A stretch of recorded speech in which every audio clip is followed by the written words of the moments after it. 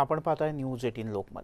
देशातील नागरिक कोरोनारूपी संकटाचा सामना करतायत, पण सरकार सुद्धा प्रत्येक नागरिकाचा जीव वाचवण्यासाठी आपल्या परीने प्रयत्नांची पराकाष्ठा करत आहे।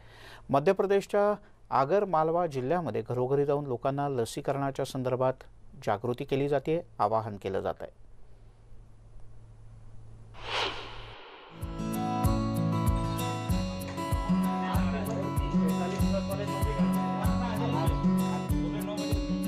लोकशाहीमध्ये सर्वात महत्त्वाचे आहेत ते म्हणजे नागरिक आणि सरकार सुद्धा हे व्यवस्थितपणे जाणून आहे। हेच कारण आहे की केंद्र सरकार असेल किंवा राज्य सरकार देशातल्या प्रत्येक नागरिकाला लस देण्याचा पुरेपूर प्रयत्न करत आहे। भोपाळच्या आगरमालवा जिल्ह्यातलं हे दृश्य पहा। लसीकरणासाठी लोकांच्या घरी जाऊन त्यांना पिवळे तांदूळ देऊन त्यांनी लस घ्यावी यासाठी आवाहन केलं जात आहे। कैंप के लिए निकाय अमले द्वारा एवं अपने प्रबंध समिति के सदस्य द्वारा घर घर जाकर टीके लगाने के लिए आम नागरिकों को टीके लगाने हेतु पीले चावल देकर उनसे निवेदन किया गया कि आप टीके लगवा।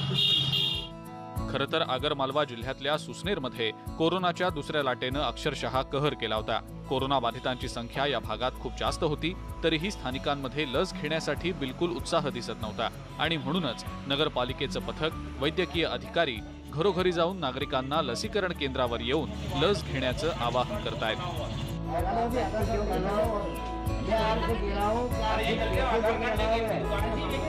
लसीकरणासाठी लोकांना अशा प्रकारे घरोघरी जाऊन आवाहन करण्याचा हा अनोखा प्रकार सध्या लोकांमध्ये चर्चेचा विषय आहे, पण त्याचा परिणामही सध्या दिसून येतोय।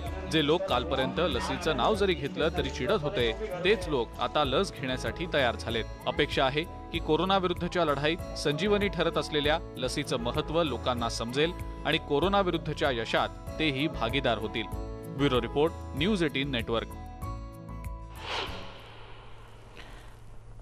नेटवर्क 18 आणि फेडरल बँकेचा अनोखा उपक्रम संजीवनी गाडी, आणि ही गाडी भारतातल्या कोविडग्रस्त जिल्ह्यांमधून फिरते आणि लसीकरणाच्या बद्दल या आमच्या संयुक्त मोहिमेला भरभरून पाठिंबा मिळतोय।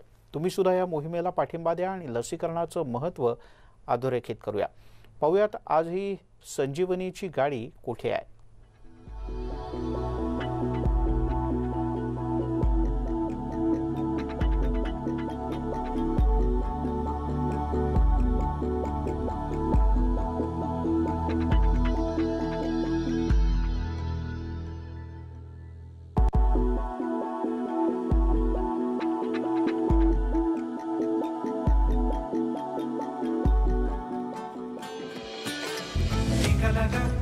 टीका लगा जब अपनी बारी आए, टीका लगा हो ये जो ढाल सी है वो कमाल सी है, संजीवनी आई यहाँ।